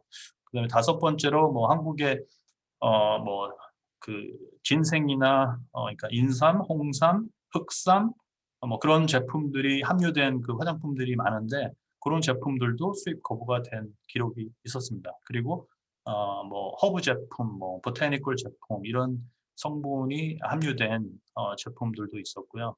여섯 번째가 이제 헤어 프로덕트였는데요. 샴푸, 컨디셔너, 그다음에 뭐 염색약이라든지 틴트라든지 그리고 마지막으로 이제 일곱 번째가 이제 베스 속 뭐 얼굴용이라든지 그다음에 이제 바디용이라든지 확인할 수 있었고요. 그다음에 저희가 그 코비드 19 관련된 제품도 한번 확인해 봤는데 알코올 그 핸드 세니타이저 그다음에 뭐 와이비라든지 뭐 테스트 킷도 3분기 3, 4분기 맞죠? third quarter에서 굉장히 많이 그 거부를 당했고요. 그다음에 굉장히 많이 이슈가 된 그 제품이 컨택트 렌즈였습니다. 그래서 뭐 데일리용이라든지 컬러 렌즈라든지 서클 렌즈인지 이거는 그 의료기기 메디컬 디바이스로 간주되는데요. 그 수입 거부 리스트에 꽤 많이 볼 수가 있었습니다. 다음으로 넘어가겠습니다. 그리고 저희가 지난 20년 그 기록을 좀 확인해 보니까 2017년하고 2019년도에 거부나 검사 그 데이터가 굉장히 높았고요. 그다음에 여기 토탈 라인에 보시면 요게 이제 그 통관된 그 저기 횟수인데요. 점점 늘어나고 있습니다. 18년, 19년, 20년은 지금 아직 그 조금 남아 있기 때문에 데이터가 업데이트되지 않았는데 FDA에서 최대한 빨리 업데이트하려고 노력을 합니다. 하기 때문에 제가 보기에는 2020년도 코로나 때문에 뭐 수입 물량이 줄었겠지만 뭐 핸드 세니타이저, 뭐 마스크, 뭐 그다음에 손을 또 많이들 또 씻으셔야 되니까 뭐 세정제라든지 뭐 와이비라든지 이런 제품들이 뭐 연말에 계속 들어오면 아마 그 횟수가 늘어날 것으로 보입니다. 해외 제조소 감사 (Foreign Inspection에 대해서 잠시 말씀드리겠습니다. 제조소 감사나 실사에 대해서 말씀드리는데요. 앞에 말씀드린 대로 그 화장품 같은 경우에는 뭐 부정 생산, 그다음 불량 (adulterated고), 그다음에 이제 부정 표시 (misbranded일) 경우에 크게 두 가지로 나누어서 경우에 FDA에서 이제 그 모니터링을 하다가 이게 랜덤으로 어, 그 확인을 할 경우가 있고요. 아니면 지정을 해서 나가는 경우도 있습니다. 그렇기 때문에 보통 주기적으로는 2년에 한 번씩 나가는데요. 4년에 한 번씩 나가기도 합니다. 어떤 업체는 뭐 8년에 한 번 나왔다가 8년 후에 두 번째 실사를 받으신 업체도 있다고 들었고요. 화장품 제조소보다는 OTC 제조소를 우선적으로 모니터링하고 실사를 많이 나갑니다. 그래서 예를 들어서 화장품을 그냥 일반 화장품 OTC가 아닌 일반 화장품을 어, 그 생산하는 업체이시라면 아니면 브랜드 오너이신데 OEM Contract Manufacturing을 하신다면은 어, 아까 말씀드린 대로 이런 불량이나 부정 표시만 피하신다면 크게 문제 삼지는 않을 것 같고요. 이제 OTC 같은 경우에는 이제 드러그 성분이 들어가기 때문에 FDA에서는 이제 우선적으로 모니터링하고 실사나 감사를 나가고요. 그다음에 이제 참고로 지금 아직 뭐 확정된 건 아니지만 지금 이제 뭐 코로나 그 사태 이후로 어, 그 해외 출장이나 뭐 해외 실사, 해외 감사를 지금 대폭적으로 줄이고 있습니다. 그래서 뭐 소셜 디스턴싱 뭐 이런 이유도 있겠지만은 지금 FDA 쪽이 재정도 안 좋고 그다음에 인력도 계속 부족하고 뭐 트럼프가 케어스 액트를 통해서 뭐 엄청나게 많이 지원을 하겠다고 했는데 굉장히 많이 모자란다고 하고요.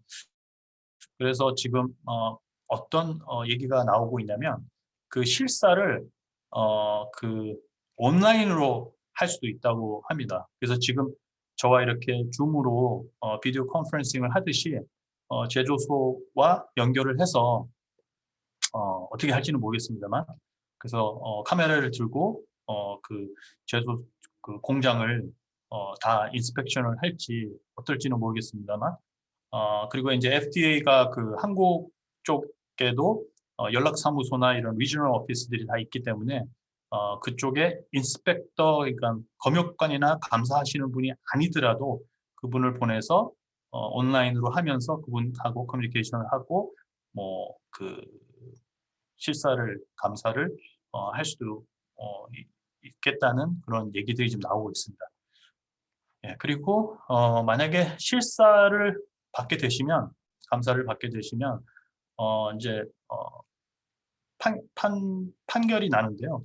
그러면 이제 NAI라고 여기 보시면 가장 좋습니다. No Action Indicated. FDA에서 인스펙션을 했더니 이 제조소는 뭐 너무 완벽하게 잘 돼 있다. CGMP 기준에 맞는다 하면 NAI가 나오고요. 그 다음에 이제 두 번째로 VAI도 받으시면 문제 없습니다. 그 Voluntary Action Indicated는 지적 사항에 대해서 인스펙션을 하고 나서 지적 사항에 대해서 이제 그 FDA 그 검역관이 감사원이 리스트를 주면 거기에 대해서 업데이트를 하시거나 뭐 시설을 업그레이드 하시거나 해서 충족을 시켜 주시면 됩니다. 그러면 모든 증빙 자료를 뭐 이메일로 보내서 FDA에서 그 증빙 자료만으로 확인을 하고 VAI 결론을 내릴 때도 있고요. 아니면 다시 나와서 감사나 실사를 해서 결정을 내릴 때도 있습니다. 그런데 아까 말씀드린 대로 앞으로 그 뭐 출장이나 해외 쪽으로는 나가기 힘들 상황이 올 것 같아 다시 나가는 그런 거는 없을 것으로 예상됩니다. 그리고 이제 Official Action Indicator에서 OAI는 뭐 안 받으시는 게 좋은데 이제 문제가 생겼을 때 제일 안 좋은 판결을 받게 되는데요. 이 부분은 이제 거의 뭐 GMP 수준도 아니고 그 공장의 시스템이나 뭐 애드미니스트레이션 그런 뭐 시스템이 너무너무 안 좋아서 이건 뭐 진짜 처음부터 끝까지 다 바꿔야 된다든지 할 경우에는 이런 판결이 내려지고요. 그 시간적 여유를 꽤 오랫동안 줍니다. 뭐 1년 안에 아니면 2년 안에 우리가 돌아올 테니까 그때까지 다 업그레이드를 해 놓아라 이런 식으로 해서 하기 때문에 이것도 사실 뭐 다 업데이트만 잘 하시면 VAI나 NAI로 올라가실 수 있습니다. 그 인스펙션 관련해서 밑에 링크를 들어가시면 확인하실 수 있습니다. 그래서 아까 말씀드린 대로 그 NAI, OAI, VAI 그 클래시피케이션에 따라서 그 인스펙션에 대한 그 품목별로 한번 확인을 해보니까 지난 한 10년, 예, 지난 10년 조금 넘게 동안 제일 많이 그 식품하고 화장품 쪽이었습니다. 뭐 나머지 뭐 의료기기도 있고, 그다음에 이제 뭐 의약품도 있고, 뭐 담배, 뭐 그런 게 있는데요. 일단 푸드하고 코스메틱 쪽이 제일 많았고요. 그다음에 NAI 그 1등급 판결을 많이 받으셨습니다. 네.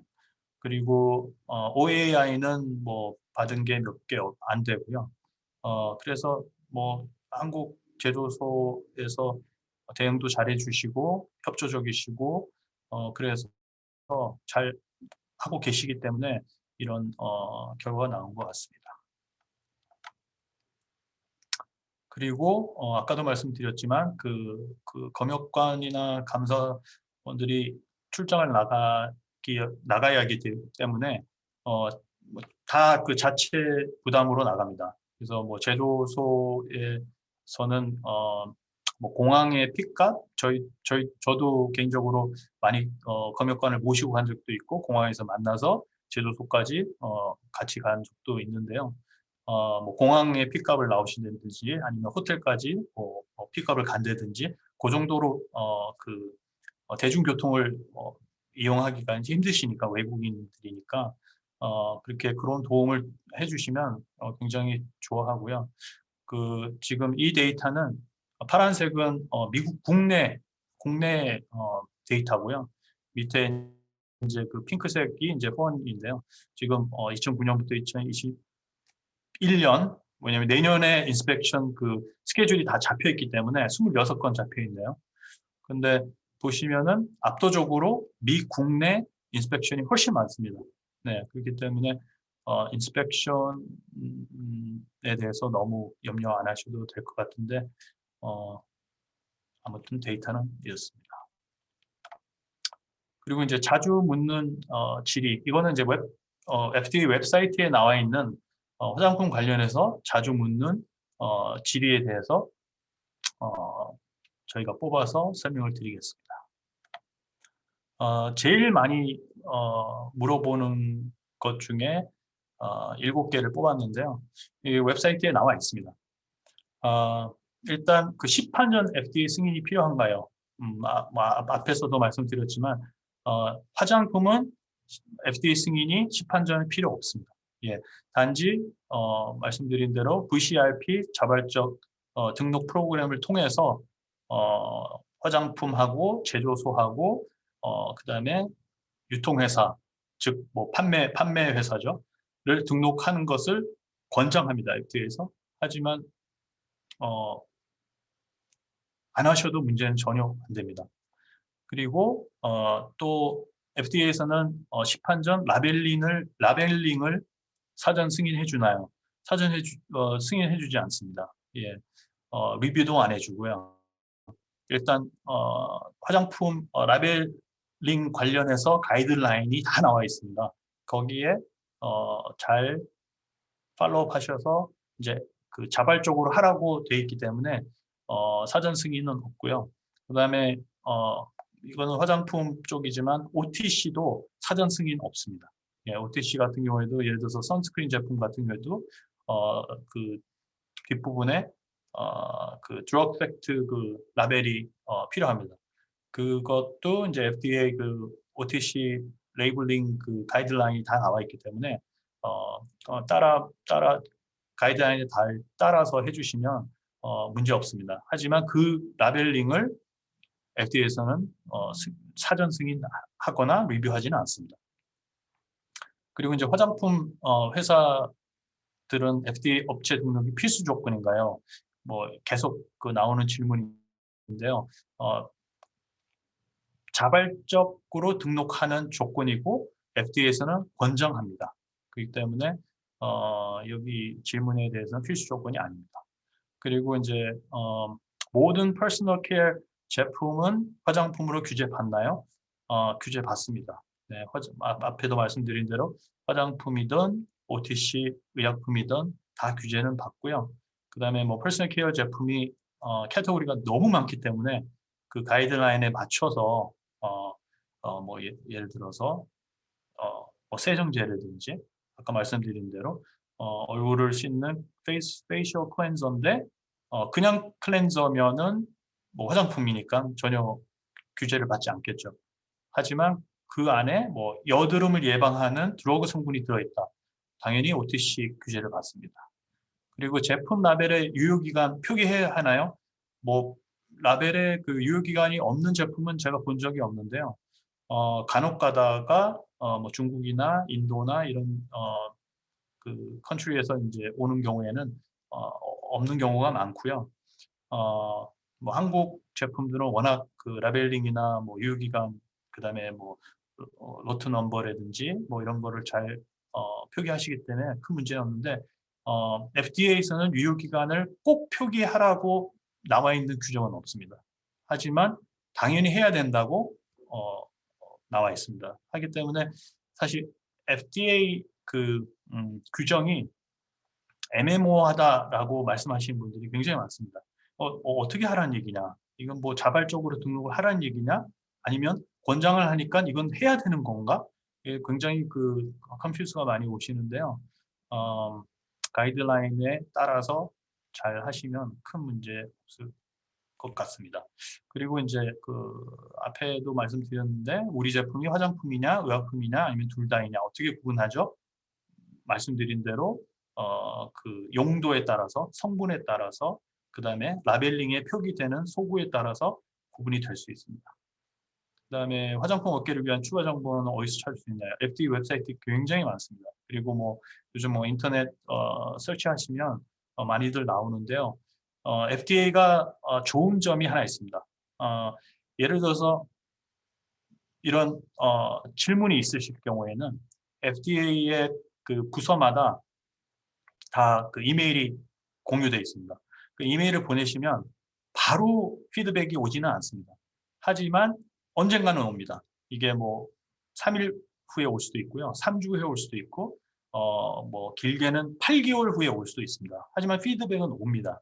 그래서 FDA는 의무적으로 피드백을 드려야 되는 그게 있기 때문에 좀 FDA를 많이 귀찮게 하시는 게 좋습니다. 질문이 있으면 이메일을 계속 보내시면 됩니다. 앞에 말씀드린 그 7가지에 대해서 그 FDA 웹사이트에 나와 있는 것을 정리했는데요. 제가 하나씩 조금 더 디테일하게 설명을 드리겠습니다. 시판전 FDA 승인이 필요한가요? 저희가 뭐 한국말로 번역을 하지는 않았지만 FDA에서는 그 화장품이나 화장품 성분은 사전 승인 어토리티가 없습니다. 컬러 에디티브스 색조 첨가물만 있고요.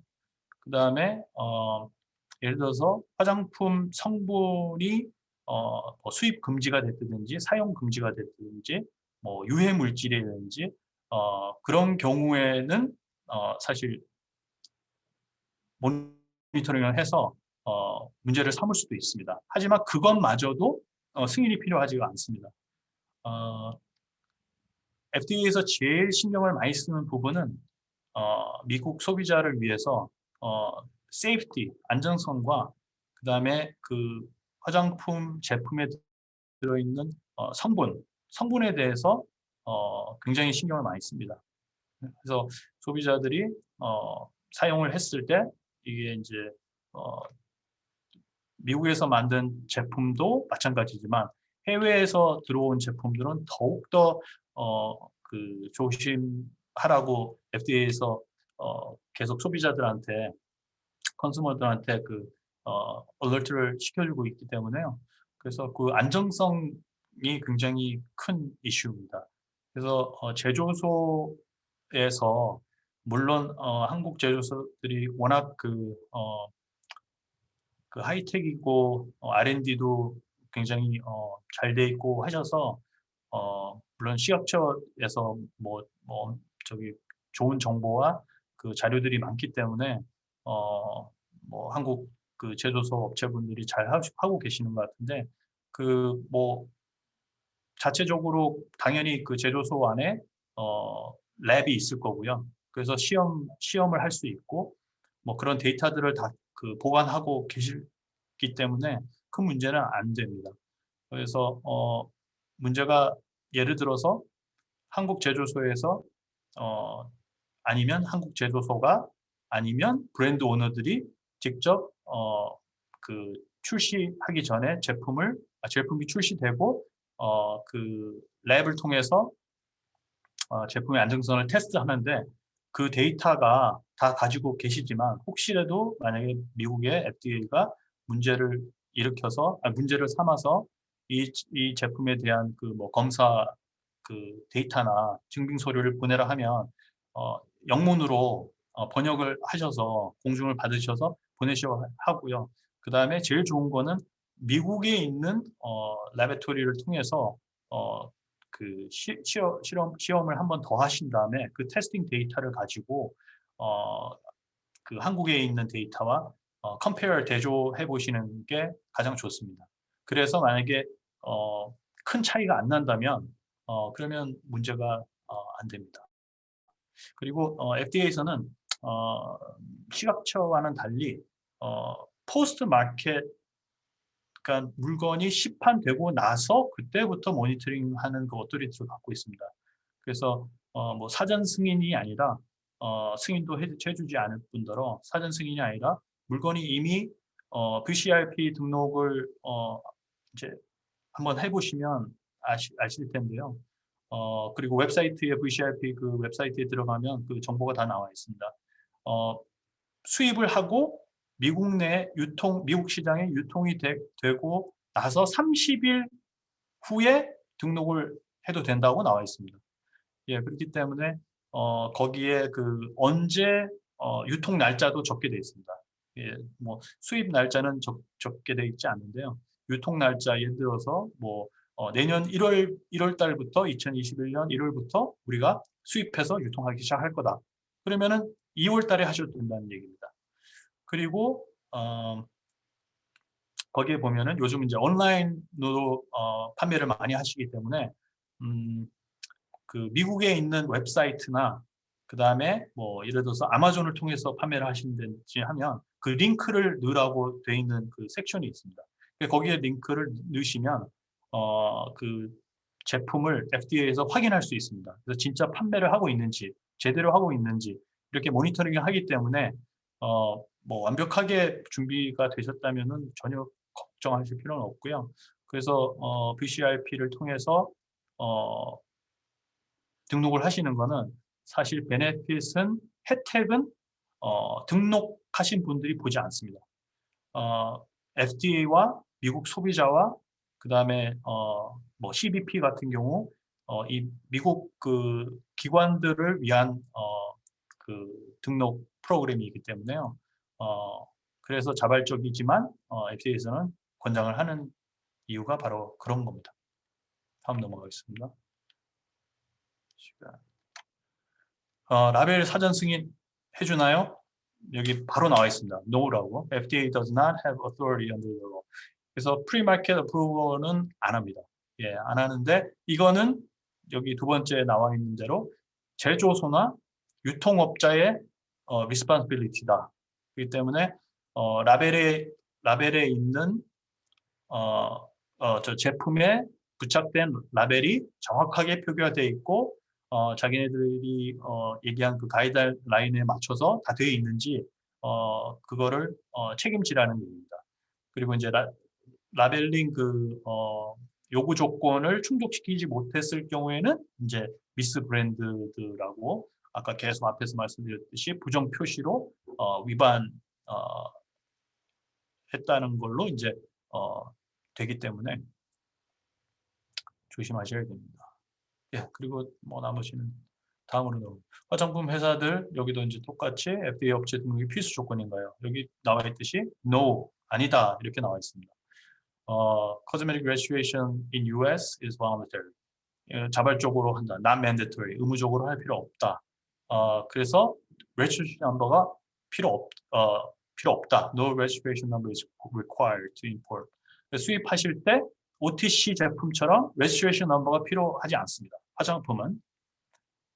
여기 그렇지만 두 번째, however, 하지만 FDA에서는 화장품 제조소나 유통회사가 VCRP를 통해 자발적 등록을 하기를 encourage 한다고 되어 있습니다. 예, 권장한다고 되어 있습니다. 하기 때문에 자기네들이 그 모니터링을 하기 위해서고요. 그다음에 여기 또 써 있는데 participating in the VCRP puts manufacturers in the pipeline.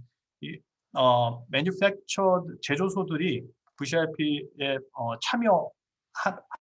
참여하는 것은 사실 뭐를 모니터링을 하고 싶어 하냐면 FDA에서는 화장품에 함유된 성분이 가장 중요합니다. 그래서 성분을 모니터링 하려고 하고요. 그 다음에 아까 계속 말씀드렸지만 안전성, safety evaluation이 굉장히 중요해요. 이게 성분입니다. cosmetic ingredient, 성분에 대한 안정성. 어차피 어떤 화장품을 만들면 그 용기 안에 들어있는 그 화장품 내용물이 여러 가지 성분이 같이 컨비네이션 합쳐져서 제품이 탄생하기 때문에 그 안에 들어있는 모든 성분을 VCRP 프로그램을 통해서 다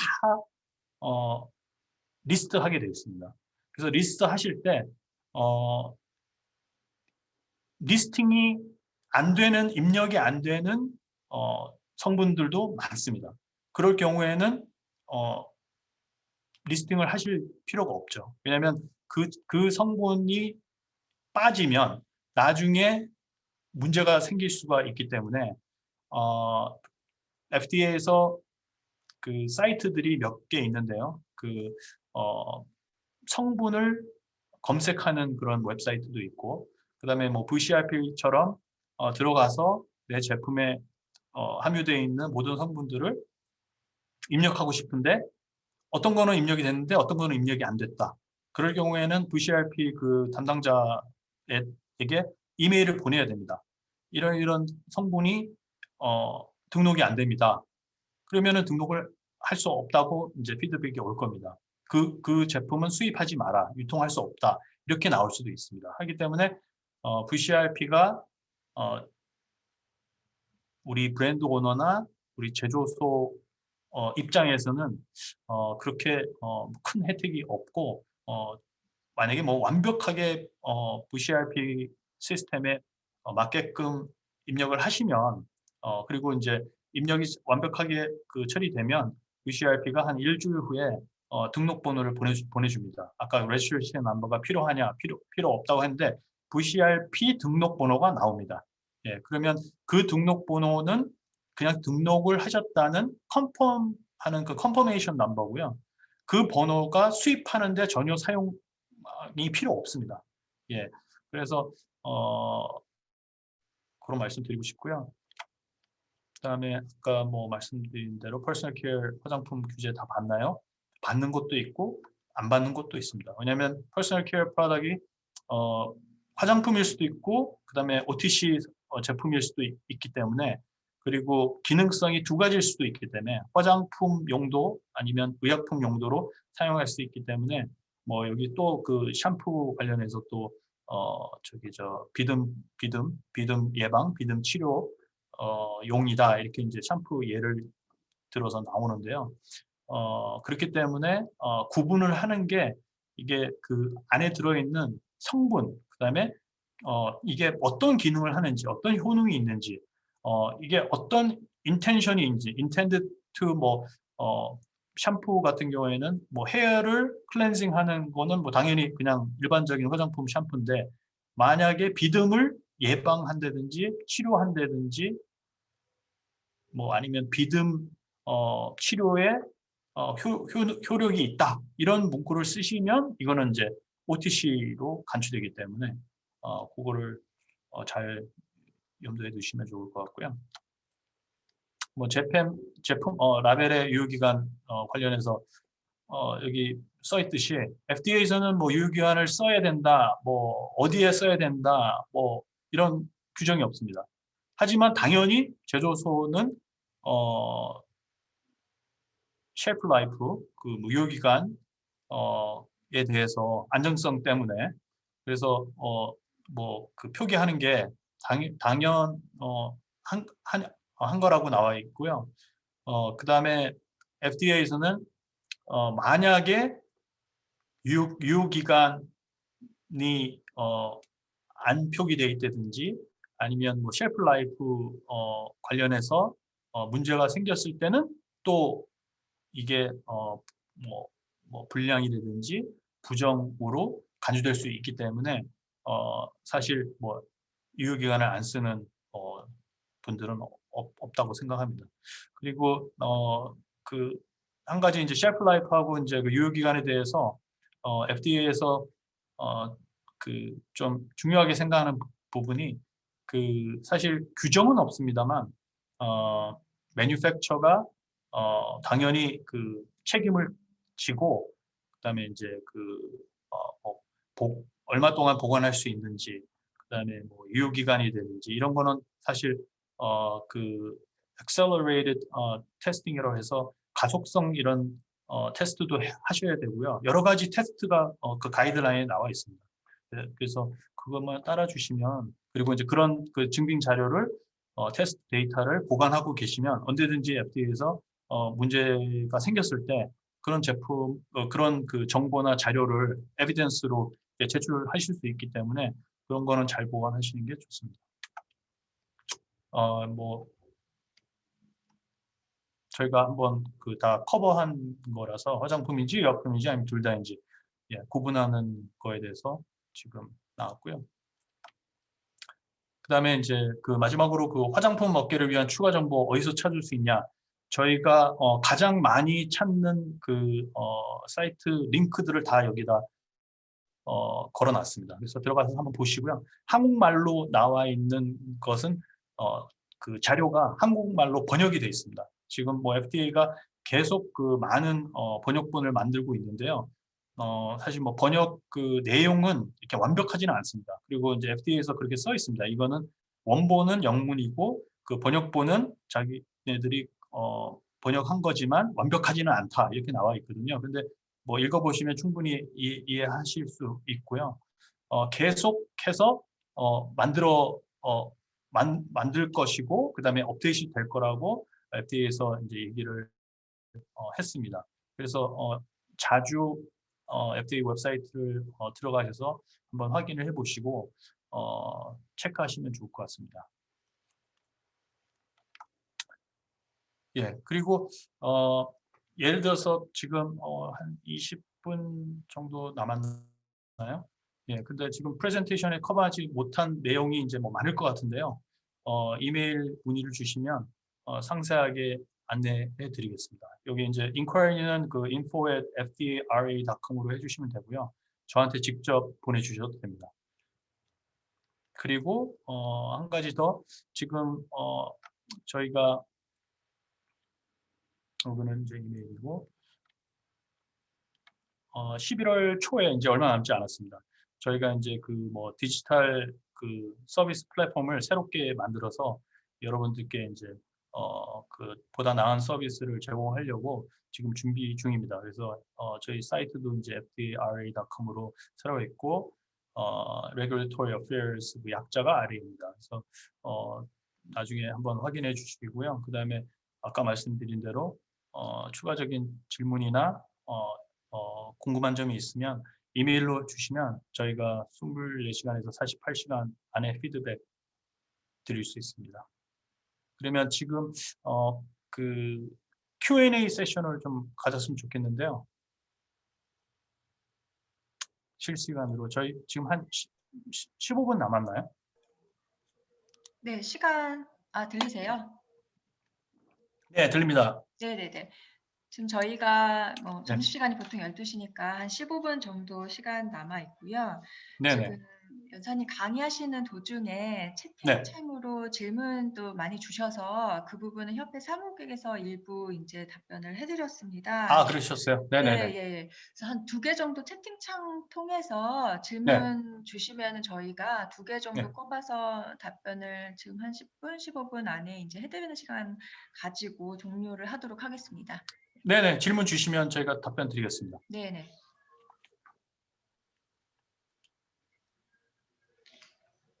네, 채팅창에 지금 질문 하나 주셨고요. 아, 강사님 혹시 보이세요? 잠시만요. 네. 예. 75개 들어와 있네요. 아, 그 맨 밑에 거 2개를 보시면 될 것 같으세요. 네, 앞단의 네. 거는 협회 사무국에서 저희가 답변을 해드렸었고요. 네. 근데 제가 네.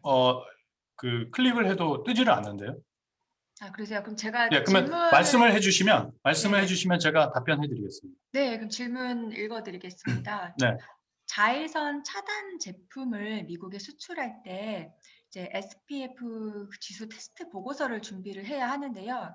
그게 기준이 이제 최종 완제품 기준으로 임상 시험을 의뢰해서 진행을 해야 되는지 아니면은 거기 들어간 이제 자외선 차단 UV 필터 그 액티브 인그리디언트랑 동일한 샘플만 준비해서 의뢰해도 되는지에 대해서 질문을 주셨거든요. 네. 선스크린 제품은 아까도 말씀드린 대로 안전성 테스트, 그다음에 가속성 테스트, 여러 가지 테스트 가이드라인이 나와 있습니다. 근데 SPF 뭐 요즘은 뭐 50도 있고 뭐 60도 있고 뭐 70 이렇게 많이 있는데요. 그거를 확인을 하셔야 됩니다. 그래서 뭐 정확하게 50이 예를 들어서 그 제품이 SPF 50으로 출시를 하시려고 하는데 테스팅을 했더니 뭐 49가 나왔다든지 48이 나왔다든지 하면 50을 사용하지 못하시고요. 그게 넘어야 됩니다. 51이나 50이나 이런 식으로 넘어야 되고 그다음에 여러 가지 테스트를 통해서 하셔야 되는데 그 완제품을 테스트하시는 거는 당연한 거고요. 그다음에 뭐 샘플링도 테스트 하시는 거는 그 공정 과정에서 어차피 하실 거라고 저희는 생각되고요. 그다음에 이제 그 자외선 차단제 성분을 공급해준 그 공급 그 서플라이어들이 또 테스트 데이터를 공유하게 돼 있고 제공하실 겁니다. 그래서 그거를 또 확인하셔야 되기 때문에 선크림 제품 같은 경우에는 SPF 성분 때문에 여러 가지 테스팅을 거치셔야 합니다. 네, 저희 자외선 차단 관련해서 추가 질문 들어왔습니다. 네, SPF 지수를 이제 테스팅해서 나온 결과값을 표기를 할 때요. 저 유럽 같은 경우에는 10, 20, 30 이렇게 10 단위로만 기재를 하게 돼 있거든요. 근데 네. 미국 같은 경우에는 이것처럼 유럽처럼 뭐 SPF 30, 40 이렇게 10 단위로 기재를 해야 되는지 아니면은 뭐 예를 들어 46이 나왔다 그러면은 46 이런 식으로 숫자 나온 대로 기입하면 되는지 그 SPF 지수를 아닙니다. 표기하면 되는지. 예전에 한국 한 4, 5년 전만 해더라도 SPF 성분 뭐 43도 있었고, 뭐 32도 있었고, 굉장히 많았습니다. 근데 지금, 유럽하고 미국하고 거의 똑같다 보시면 되는데요. 그냥 딱 떨어지게 이렇게 50, 60, 70 이런 식으로 30, 뭐 15가 아마 제일 낮은 치수일 건데요. 수칠 건데요. 예, 그런 식으로 하시면 됩니다. 15, 20, 25도 없고요. 30, 40, 50. 요즘은 컴팩 쿠션 같은 경우에도 50을 많이 사용하시고, 그다음에 선스크린 크림 같은 경우나 그다음에 뭐밤 같은 경우에도 뭐 50 이상, 60, 70, 80, 뭐 최근에는 뭐 100도 저희가 본 적이 있는데요. 네, 그렇게 하시면 됩니다. 선스크린 SPF 에 대해서 자세한 가이드라인이 나와 있기 때문에 문의 주시면 저희가 링크 보내드리겠습니다. 네, 또 질문 들어왔는데요. 네. 트럼프 행정부에서 이번에 통과시킨 케어즈 액트에 대해서 실질적으로 어떤 변화가 있는지 궁금합니다. 예를 들어서 FDA에서 해외 제조소에 대해서 실사를 나간다라고 하면은 거기에 소요되는 비용 같은 거를 얼마가 드니까 네가 내, 막 이런 식으로 요구를 한다든지 이런 어떤 변화가 있는지 좀 궁금합니다. 예. 지금 아직 그 화장품하고 OTC에 대해서는 이렇게 확정된 거는 없고요. 제약 쪽으로는 지금 많이 업데이트가 돼 있는데 최근에 마지막으로 본 것은 화장품 말고 이제 OTC 같은 경우에는 원래 OTC 그 리스팅 등록 그 제조소 업체 등록이가 그 등록과 그다음에 이제 제품만 등록해서 리스팅하면은 어 됐습니다. FDA에서는 뭐 신청비나 등록비나 프로세싱비를 전혀 받지 않았습니다. 근데 이제 그 규정을 바꾸겠다고 지금 개정안이 나와 있고요. 그래서 아마 그 의료기기처럼 1 년에 연간 이제 갱신비가 들어갑니다. 유저 fee라는 게 있는데 그래서 업체별로 의료기기가 지금 한 5,546 불 내셔야 됩니다. 1 년에. 그게 인제 내년도 2021년 말까지 커버하는 건데요. OTC도 그렇게 인제 하겠다고 지금 발표를 했습니다. 하지만 아직 금액이나 어떻게 하겠다는 얘기는 없고요. 그다음에 어 제조소 그러니까 프라이빗 레이블링 그 컨트랙트 매뉴팩처 주문자 방식으로 그 하는 제조소도 있고 그다음에 그냥 자기 자체 제품만 생산하시는 분들이 있는데 그거에 따라서도 구분이 돼서 저 신청 비용이나 뭐 저기 저 등록 비용이나 뭐 갱신 비용이나 이런 것이 다 구분된다고 하고요. 그리고 아까 말씀하신 대로 FDA 쪽에서 실사나 감사 해외 인스펙션 나갈 때 전부 자체 부담으로 받습니다. 예, 그런데 이제 앞으로는 그 인스펙션 피도 받겠다. 예, 그리고 이제 만약에 인스펙션을 나갔을 때 문제가 발견됐을 때는 장애들이 그 종목별로 해서 뭐 과태료나 뭐 페널티 같은 거 뭐 이런 거를 물게 하겠다. 이제 그런 얘기가 지금 돌고 있습니다. 하지만 아직 FDA 쪽에서 확정돼서 발표한 건 없습니다. 네, 질문 또 OTC에 대해서 하나 드리고 마지막으로 인제 미국 그 표시광고 관련해서 하나 드리도록 하겠습니다. 네. OTC 자외선 차단 제품 인제 미국에 등록할 때 NDC 코드 번호라는 것이 있는데요.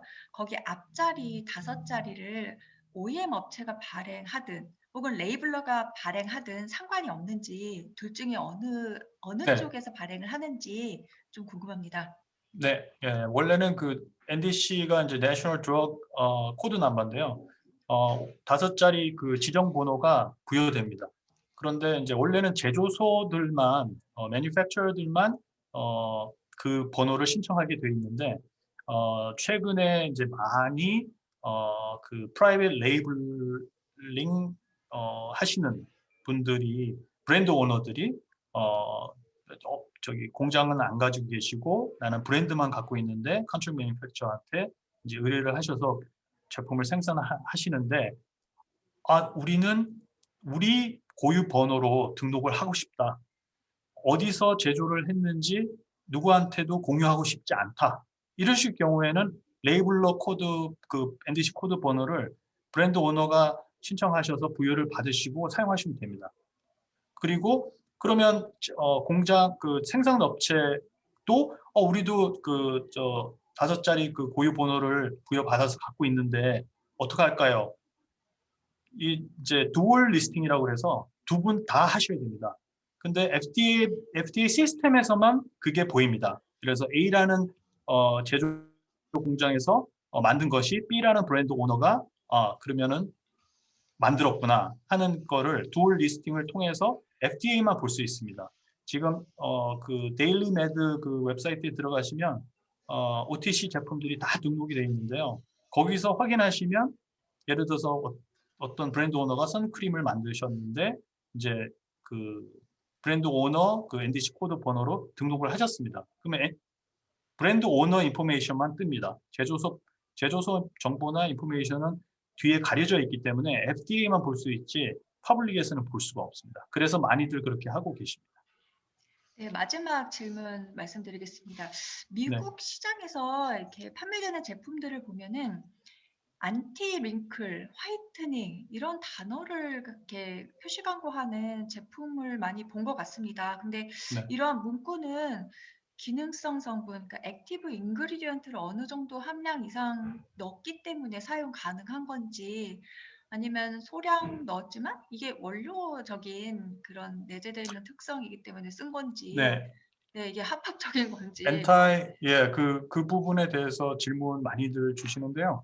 그 엔타일 링클이면 노화 방지, 그다음에 이제 뭐 브라이트닝이나 뭐 화이팅이라는 말은 뭐 미국에서 잘 쓰지 않고요. 예전에 많이 쓰셨는데 지금 브라이트닝이라 많이 하는데 미백 효과가 있다든지 이거는 성분에 따라서 아까 구분된다고 말씀드렸습니다. 그래서 미백 성분이 들어있다든지 그다음에 노화 방지 그 엔타일 링클 효능이 있는 그런 성분이 들어있으면 당연히 이제 OTC로 간주되고요. 화장품이라고 볼 수 없기 때문에 기능성이 있기 때문에 근데 이제 식약처에서는 기능성 화장품 이런 말들을 사용하시는 걸로 알고 있는데 미국에서는 기능성이라는 화장품은 쓰지 않습니다. 뭐 펑셔널 코스메틱 이런 거는 쓰지 않고요. 그냥 일반 화장품이냐 아니면 일반 의약품이냐 OTC냐 이게 두 개로 나뉩니다. 그래서 성분에 따라서 구분을 하시게 되어 있습니다. 그래서 OTC로 등록을 하시고 그다음에 그 성분에 따라서 미백 효과가 있고 그다음에 주름 개선 효능이 있으면 라벨에 그 클레임을 하시고 그다음에 표기를 잘 가이드라인에 맞춰서 해주신다면 전혀 문제가 되지 않습니다. 제가 좀 질문 드리고 싶은데요. 네, 그렇다라고 하면은 엔타이 링클 같이 좀 강한 표현의 그 주름을 이제 약간 개선해주고 개선해준다는 표현보다 조금 더 강한 표현으로 이제 어감이 생각이 되는데 이런 제품들은 미국에서 합법적으로 이제 판매가 되려면은 OTC 드럭으로 등록을 해야 되고 그거를 효능 효과를 나타내는 액티브 인그리디언트가 OTC 모노그래프 상에 있는 원료 중에 하나여야 된다라는 것으로 이해하면 될까요? 네, 맞습니다. 그래서 OTC 모노그래프에서 그 사용 허가가 나온 성분을 사용했는데 그 성분이 미백 효과나 뭐 엔타이 링클 같은 효능이 있으면 사용하셔도 되고요. 사실 엔타이라는 말이 앞에 붙으면 FDA에서 바로 키워드로 레드 플래그가 올라가기 때문에 유심 있게 봅니다. FDA에서. 그래서 사실 그럴 경우에 예를 들어서 그러면 증빙 자료를 보내라고 하면 제일 먼저 원하는 것이 아까 말씀드린 대로 테스트 자료들을 원합니다. 그래서 그리고 이제 뭐 요즘은 워낙 뭐 임상 실험 클리니컬 스터디도 많이 하시기 때문에 그리고 뭐 예를 들어서 doctor recommended, 뭐 dermatologist recommended, 뭐 피부과 의사가 추천합니다. 뭐 아니면 뭐 의사가 제일 추천하는 넘버원 브랜드입니다. 제품입니다. 이런 걸 사용하시려면 그 백업 데이터가 있으셔야 됩니다. 그래서 그 백업 데이터가 없는데 그런 문구를 쓰셨다가 FDA에서 모니터링 하게 돼서 발각이 되면 굉장히 큰 이슈가 됩니다. 그렇기 때문에 그런 백업 데이터가 있으시면 예, 그리고 그 에비던스가 있으시면 그런 거를 사용하시는데 전혀 문제가 없고 자신 있게 사용하셔도 됩니다. 네, 장시간, 긴 시간 강해주신 오늘 종건 대표님께 감사 말씀드리고요. 오늘 세미나는 이상 이것으로 마치겠습니다. 저희 오늘 웨비나 끝나고 나서 저희가 이메일 또는 핸드폰 문자로 참석하신 분들께 웨비나 만족도 설문조사지를 발송해 드릴 예정입니다. 설문조사 회신해 주시는 분에 한해서 저희가 오늘 강의 자료 PDF 파일을 이메일로 발송해 드릴 예정입니다. 네, 오늘 참여해 주셔서 감사합니다. 네, 감사합니다.